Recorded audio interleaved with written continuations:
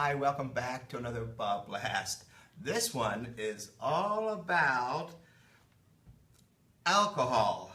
Not this kind, this kind. Isopropyl alcohol, and let me show you what I can do with this. The effect is, when sprinkled onto a wet paint, and it has enough pigment, enough water on there, you get these wonderful little ringlets, and then exposes the colors that were underneath. Just like that. It's a great effect. So this is how this works. I've already loaded my brush up with water. This is a acrylic fluid, and I'm happy to be using the whole bind, but most of those liquid fluids will work just fine, or you can take paint and just water it down. So I want to put it on really thick. You'll see at one area it'll be very nice and thick, and as I go across the page here, I'm going to start adding water to it. Just so you know that at one point it's going to really work well, and another point when it's really wet it won't work as well. So it's very thick here, a medium amount of pigment here, and very watery over here. So I take the cap off of the isopropyl alcohol, and it doesn't matter if it's 70% or 90%. It's just a little bit of a different effect, as you can probably see. So I'm going to sprinkle a little on, and there you go. Just a very little bit. Hardly worked over here because it was too thick and too dried. Here it was just right, and here it was too wet. If it does get too wet, don't fret. Just wipe off some of the wetness here, even over here. Paper towel, and hit it again with rubbing alcohol. Look, it's pretty cool here. So that told me it was too wet, and by getting rid of some of the heavy paint, I've evened it all out. Look at those great effects. Here's one of the things I do with that effect. This is a dried painting. It's halfway done, not complete. It's completely dried. It's an acrylic painting. And now I'm going to sprinkle on some of this fluid acrylic and create little flowers, we hope. Let's take a look. Okay, so here we go with the fluid acrylic.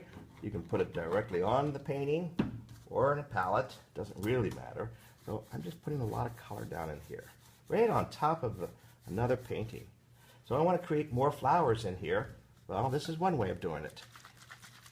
Here we go, a little bit of alcohol. Look at all the other colors coming through now. Wow. And I'll let that dry, and I'll put on another color on top of that, and completely a different kind of color, of course. And I build all that up, and look at all these crazy flowers I have.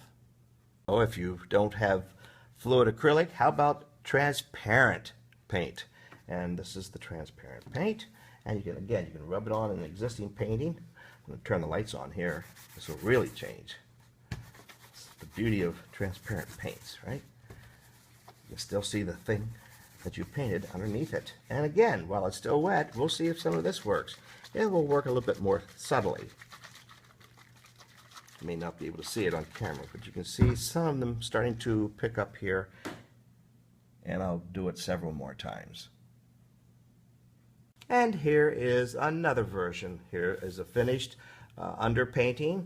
There's lots of different darks and lights. I'm putting on the fluid acrylic, rubbing it all over the place. I'm even taking some of the yellow transparent paint, add more water. I'm using a paper towel on this one. More water, making sure it's going to flow well. And again, you never know how it's going to turn out, and here we go. More alcohol. Here come those little rings of color. It's a cool way of doing either florals or breaking up the background. And while it's still wet, you can rub some of it away. This is a nice beginning abstract painting here. Getting all that texture underneath there. Again, wiping it away some more, and it continues because it's still wet.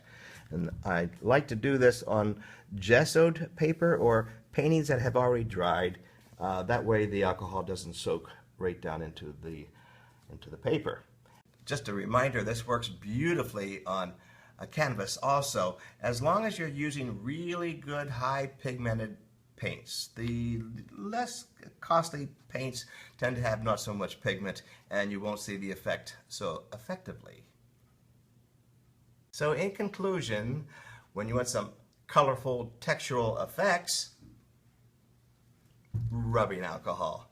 That'll do it for you every time. See you on the next one.